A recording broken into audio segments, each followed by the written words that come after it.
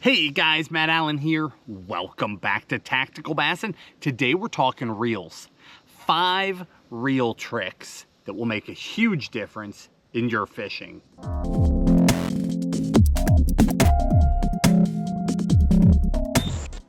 Your fishing reel is arguably the most important component in all of your fishing gear. Your rods, sensitive, not sensitive, you can still fish. Your baits, you're catching fish, you're not, you're getting a ton of bites, you're only getting a few, you're still fishing.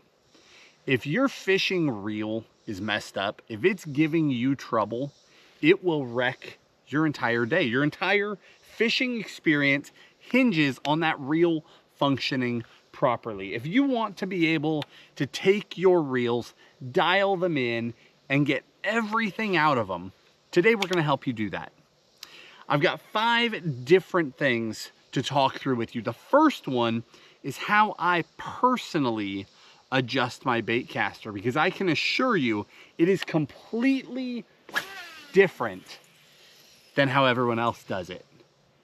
And we just dumped half the spool off of that reel while casually talking about it. Let me wind this frog all the way back over here and I'll show you how I personally adjust my reels. Now, traditionally, what people tell you, if you get a reel out of the pack, what do? First thing you do is you take your cast control knob here on the side and we hang our bait and we dial that knob in, rod at about a 45-degree angle. We dial that knob in until that bait will fall, but it falls controlled, right? That is what we were all taught to do with a bait caster. Let me tell you, I haven't done that in 20 plus years. Let's take that and throw it out the window. If you are ready to take your fishing to the next level, I'm about to help you do it. Now, caveat to that, if you overdo it, you're about to have some backlashes. So you need to find the balance for you. Be honest with yourself about how technical you are with your gear, and don't go all the way to the extreme unless you're ready for it. But I'm going to show you exactly what Tim and I do to our gear. Step 1, let's take a reel that's just sitting here, okay? Step 1, we're going to open the side plate.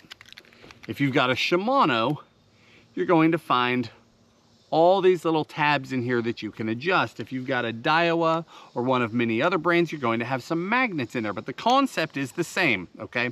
What we are going to do on our personal reels is we're going to take these and we're going to start pushing them all to the inward position. I personally, on a high-end reel like this where there are 6 adjustments in that Shimano, I go 5 in, 1 out. If I'm power fishing, if I need to really get distance. Now, if that reel is giving me trouble because the baits don't weigh that much, I'll put a second one out. So 4 in, 2 out. Mini Shimanos will only have 4. I go 3 in, 1 out. That's my standard. Now, Daiwas, 7 reels, Abu Garcias, concept is the exact same. And all of those reels, okay? We're going to go everything in and then 1 back out.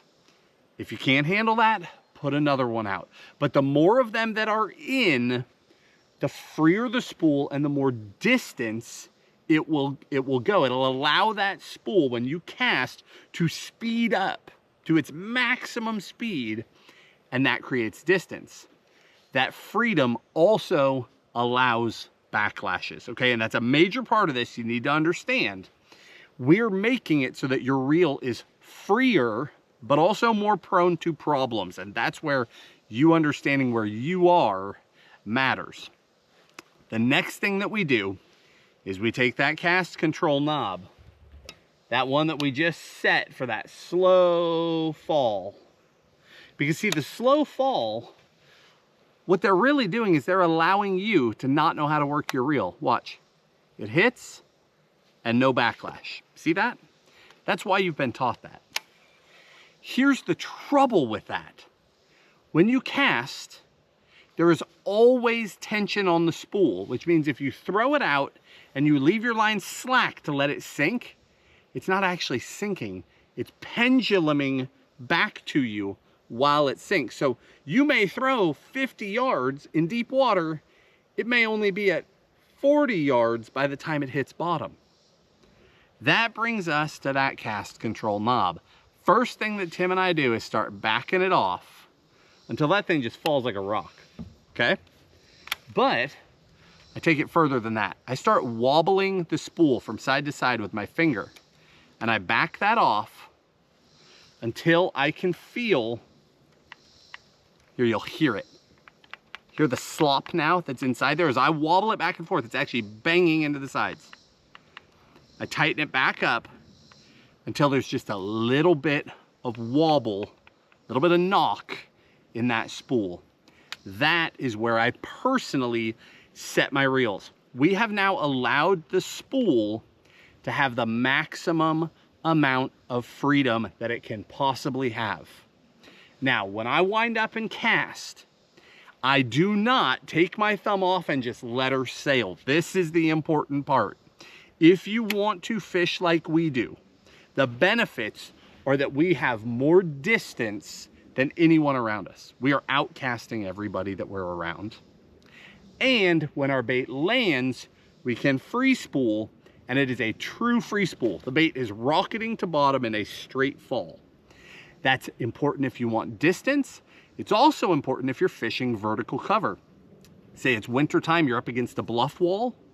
When I free spool, I pull my bait out, I free spool, it falls straight back to bottom. Pull it out, straight back to bottom. Yours is falling away from the bluff and away from the fish. See how important that can be? Huge difference. But the key now is that all of the control is in my thumb. I've taken most of the advancements in reel technology and turned them off, essentially. And now I'm relying on my thumb to do everything. The spool technology is critical. That's why I care so much about what spools are in specific reels. You hear Tim and I talk about MGL spools and Shimano's all the time. We can get maximum distance out of them. But by setting it up this way, you've eliminated a lot of the other benefits inside the reel. And it's all about feathering with your thumb. So when I go to cast, if I just cast with my thumb off, we're gonna have a backlash we can't pick. So instead, what I do is as I wind up and cast, I've got slight thumb pressure against the spool at all times, just a tiny bit. And if everything's going well, I'm backing off, I'm loosening the pressure. And if it's starting to blow up, I'm tightening the pressure with my thumb. It takes a little practice. It's not as hard as it sounds. You just wind up and just feather it with your thumb and then stop.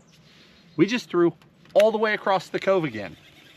This is a Metanium MGL, incredible reel, but we have created maximum freedom inside this reel. I'll do it one more time for you. Backlashes are not my concern.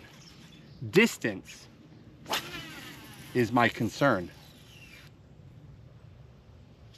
We're sending that thing a country mile. That is how we adjust our personal reels. You can do it the old-fashioned way. It works. You don't have to think about it. You'll have way less backlashes. You'll have way less trouble. You don't have to worry about getting your thumb dialed in. You can go fish and it'll be great. But you'll never get maximum distance. Those fish that are blowing up way out there, you'll never quite be able to reach them. You'll be fishing bluff walls next to a guy who's catching them and you're wondering why you're not getting bit. This is a major difference in how a bait caster functions. Now, second thing I want to talk about. That was just number one. That could be its own video, right? That was just number one. Number two, I want to talk to you, and I'm not going to strip one of these reels off to show you, but I want to talk to you about how we attach our line to the spool. Number one is always use a knot. I have seen so many people that take their line, hold it in there, and then start winding that spool until it overlaps and it'll hold itself. Or if it's a ported spool, a spool with holes in it, they just stick the line in a hole and start reeling. Please don't do that. And here's why. Because for most of your life, it will never matter. But someday, You will be at the end of a bomber cast and you've only got a little bit of line left on the spool, and a giant will eat it. And without all the tension of all that line holding itself, that last bit of line will go off the end of that spool, and you will literally be spooled by a big fish. And it only has to happen once to break your heart. I have been spooled, not because of that. I've been spooled by a giant fish that I just couldn't stop. Zzz, got to the knot, pow, gone. Never stood a chance. But it only has to happen once, and you will do everything in your power to avoid it from then on. So I implore you to always attach your line to the spool with a knot. I don't use a junk knot. I actually tie a San Diego jam. One of the same knots that I use to attach my baits, there's one right there, to attach that frog to that line, that San Diego jam, is the same knot that I tie around the spool. It's very simple. Twist it around a few times, through the bottom, through the top. We have videos on how to do that. In fact, I'll try to link one of them in the video description for you to show you how to tie a San Diego jam if you don't know. That's because if I hook a giant and it's got me all the way to the bottom of the spool, when it finally bottoms out, I still want a fighting chance. I still want to be able to turn them around. So I want a strong knot inside there. Now, if you are fishing straight mono or straight fluoro, you are good to tie a San Diego jam or some other knot directly around the spool, tighten it up, and you're fine. But if you use braided line, whether that is on a bait caster or on a spinning reel, both, never, and I mean never, put that braid directly onto the spool and cinch it up. Here's why. You can't cinch it up enough that it won't slip. Now, under normal daily use, you will never notice the slip, okay? It only happens when you are hooked up to the fish of a lifetime. When a fish has got your reel locked up and you're pulling with everything you have. Tim, unfortunately, had this happen to him once, many, many years ago. All of a sudden, all the braid on the spool will slip together and start spinning freely of the spool. And the result is the same as if you had completely disconnected the drag of the reel. You have no function, you have no ability to take up line, and you lose the fight. So what do? You can just take a little bit of fluoro, wind on a few feet, and then tie a connection. That will work. You can use fluoro backing or mono backing. Just wind a little bit on there, especially if you're using like really high-end braids, JDM braids on your spinning gear. A lot of times they only come in a set distance, 100 yards, 150 yards, and the reel will hold more than that. So you fill up part of the reel with that backing, put a little mono on there, then tie to the braid, then fill the spool. What I do though is different. Again, when I get to the bottom of a spool, I still want a fighting chance, right? So what I use is electrical tape. Just run of the mill, this is from Harbor Freight, just some electrical tape. Whether it is a bait caster or a spinning reel, I do not care. But the first thing I do before I tie braid on is I lay electrical tape in there and I wind a few turns onto that reel. What that does is that puts a cushion on the spool, and obviously the electrical tape is gripping the spool, and then my line bites into the electrical tape. That combination is enough that under maximum load it will never slip, ever. That's how I personally spool all of my reels. Put electrical tape on first, 10 to 18 inches of electrical tape, wind it in there. On a shallow spool, you only put a little. On a deep spool where you need to take up some room, I put on some more. It's a great filler as well. But then I take my braid and I tie direct. That way there's never a weak point. I don't have 65-pound braid that goes down to 10-pound fluoro at the end and a big fish breaks me off. I want that solid connection to the reel all the way down every time. But by taking that electrical tape and putting that cushion on the spool, I eliminate all of those potential issues that can happen with my line. Number 3, another electrical tape trick for you. The biggest thing that I personally do, you'll notice this, especially on shallow spools. Like if you use a BFS reel or you use a really finessey spinning rod, how many times have you gotten low on the line and you make a cast, and whether it's your connection knot to your backing or it's all the way down to the spool, your cast gets screwed up because that knot down in the bottom of the spool is kind of poking out and you're hitting it and it's catching and it's messing up your day of fishing. Simple trick. No matter what, bait caster, spinning, doesn't matter. Once I've put my electrical tape on, I've tied my knot, I go just a couple of loops around the spool, and then I cut just a little piece of electrical tape, like a little 1/4 inch guy, about like that. Cut this off here for you, right there. Just a little square like that, okay? And I take that and I reach in and I lay it over the knot and I cover the knot. Then I continue spooling so that it wraps over that piece of electrical tape and holds it in place over the knot. And then I fill like usual. It just takes a few seconds to do that extra step. That extra step is such a difference maker, because particularly for me, day in and day out, when I'm bait finesse fishing, those shallow spools, if you tie a big knot in there, you will hit them at the bottom of every cast.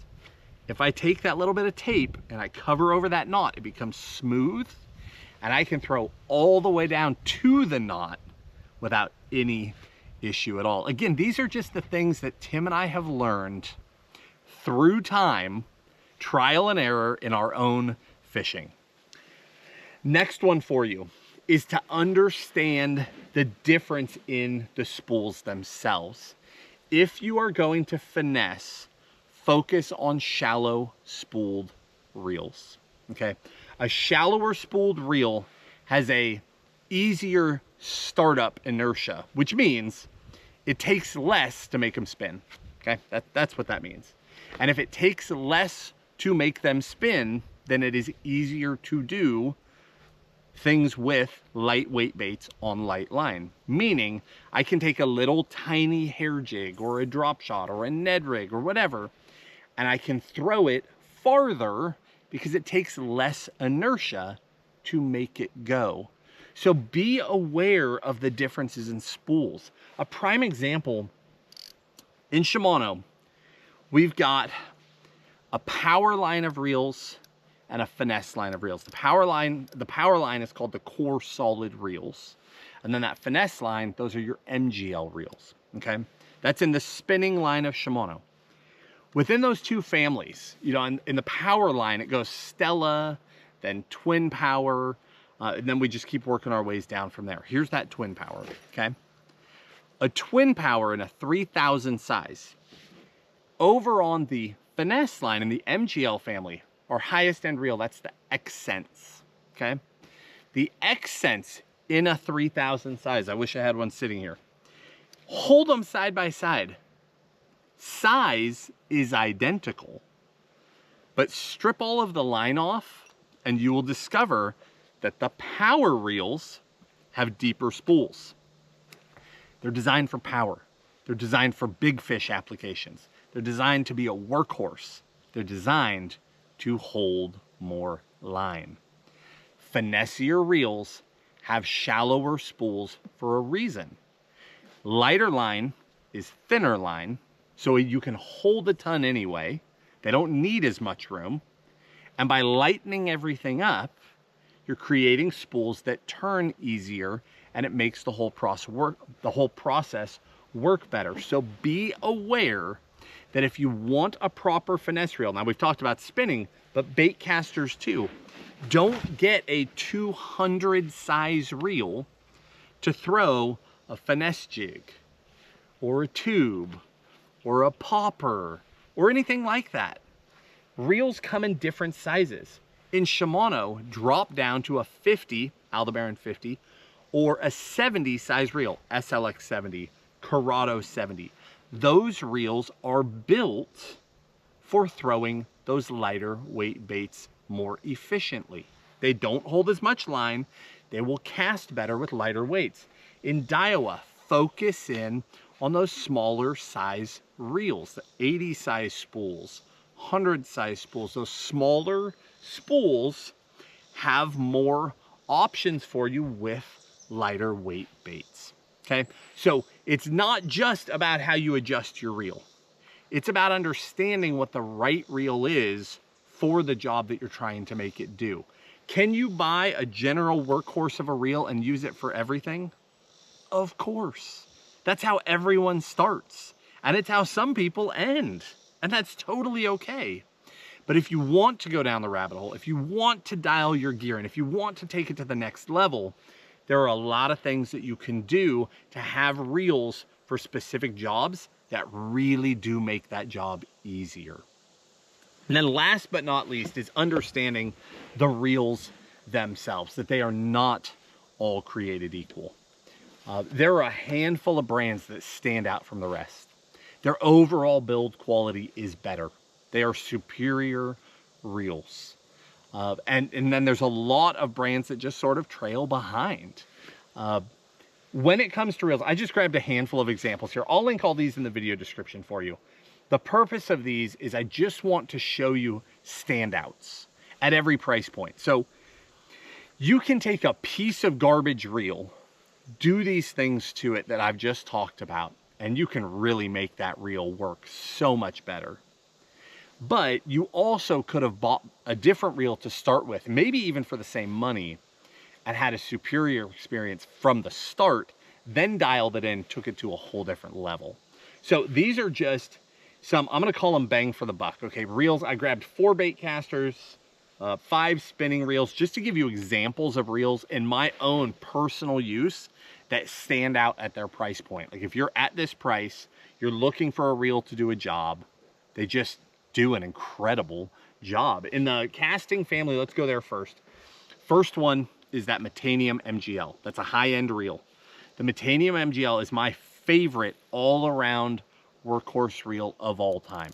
Now, you pay for it, but it's got MGL3 spool technology in it. That is what we've just been dumping this frog with.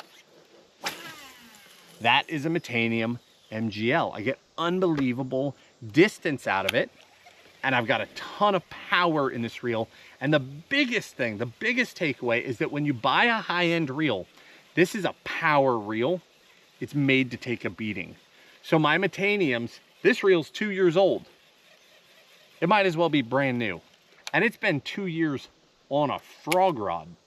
It has had a hard life. The durability is amazing. So if it's in your price point, that's a phenomenal reel. Stepping down from there, the Corrado 150M. The Corrado 50 was incredible. We just did a gear review that included this reel. The Corrado 150 MGL, the previous generation, was amazing. The M now takes that spool that's in that Metanium and puts it into Corrado at that price point. Bang for the buck, amazing. You can do so much with that reel right there at an affordable price. Stepping down from there, still a Shimano SLX, specifically the 70. The 70 size in the SLX casts so much farther, so much smoother than you would ever expect for the price. It's crazy how good it is. Bang for the buck for somebody who's on a budget. If you can save up the extra dollars to get from a standard SLX to the 70 for any finesse applications, night and day difference. It's awesome. And then from Daiwa, we've got the Fuego. We're working down in price point here. The Fuego is an affordable reel. It's a 100 size reel. What I've noticed about this reel is that at its price point, its adjustability is amazing. I throw lightweight baits. Like the main thing that I like to do here is I'll put little crankbaits on it, like square bill type crankbaits. Baits that are not the easiest to throw because they're lightweight. They cast extremely well on the Fuego, and that's on a budget. So it's a really, really good option. Now, let's jump over to spinning. On the high end side, we've got that twin power. I just had it in my hand talking about it. The beauty of a twin power, we're talking bang for the buck here, is that you get the feel of a Stella, Shimano's flagship, right? The feel of a Stella. So many of the Stella technologies have trickled down to twin power, but it's like just over half the price. I mean, you save hundreds of dollars to go to a twin power. If you've ever wanted to experience ultra high end, twin power is that. And it's still significantly less money than Stella. It's awesome, bang for the buck, incredible. Now, we just talked about how that's on the power side, right? I love throwing that. That is my favorite reel to throw a tube. That's my favorite thing. Cracking a tube, catching big smallmouth in clear water. I love the twin power. Now, from Daiwa, we just did a review of this one as well. This was an iCast launch. So that Curado 150 is already in stock at Tackle Warehouse. This, I believe, is still pre-order. We got our hands on one to play with, and boy, did we have to work hard to track this thing down. This is the brand new Daiwa Luvius. This reel, it weighs like a feather. It's crazy how light it is, crazy how smooth it is. It takes nothing to start it up and stop it. And again, it weighs nothing. This reel has a super shallow spool. So here, high end, but focused entirely on finesse. Drop shotting, shaking little minnows, swimming little swim baits, throwing a Ned rig, throwing a hair jig, true finesse presentations, trout fishing, crappie fishing. That's where this Luvius is going to shine. And again, it's high end, you're paying for it, but what you get is amazing. Stepping down from there in price, we arrive at the Vanford. The Vanford is in that MGL family of Shimano reels. It is a phenomenal reel for the money. Bang for the buck, middle of the price points. In my mind, it's like that Curado 150 is to baitcasters. It's that does everything well. If you were only going to own one, there it is. You get a Vanford in a 2500 or a 3000 size. 2500 if you lean more to finesse. 3000 if you lean more to power. That way you can upsize your line a little and still hold a ton. Unbelievable reel for the money. Jumping down, two more, just quick ones. Jumping down from there, the Miravel. The Miravel, for its price, is an incredibly lightweight reel. In its price category, just phenomenal opportunity there. Phenomenal for what you get for the money. I've been so impressed. I own 4 Miravels, and I use them all the time. And then last but not least, getting under that $100 mark is the Sedona. The Sedona is just an overlooked reel in its price category, but just a very consistent, very smooth workhorse of a reel at a price point that, this price point when we were kids compared to this price point today, what we used back then at that price point was unfishable today. What you get today at these prices blows away high-end reels of 20 and 30 years ago, blows them out of the water. It's amazing what you get for the money. But again, starting with the right reel makes all the difference. If you already own your reels, don't worry about this. I just showed you how to dial them in and get the most out of them. But if you're looking to purchase a reel at any price point, these were reels that stand out from the crowd. Guys, with that, I'm going to wrap it up. In the video description, I'll link all of these for you. I'll link some of our favorite lines. We didn't even get into line, but I'll give you like our favorite braid for power fishing, our favorite braid, like this is Max Quattro. I use that specifically for frogging because I can throw it farther. It's thinner, it's a size smaller. I get more distance. I'll link that for you. On the spinning side, we'll give you some of these key JDM type braids, like that Seagar, the PEX8, from Sunline, All Might. These are lines that are new, they're thinner, they're different, they're amazing lines. I'll link you a couple others as well, good workhorse lines. But Line makes a huge difference as well. We didn't even get into that today, but I'll just include it in the video description so this video doesn't go on forever. Guys, hopefully this helped you. Hopefully you had a couple of takeaways in there. This is a video that people have asked for, and I'm happy to do it. If you enjoyed the video, hit the like button, subscribe to the channel, and we'll talk to you soon.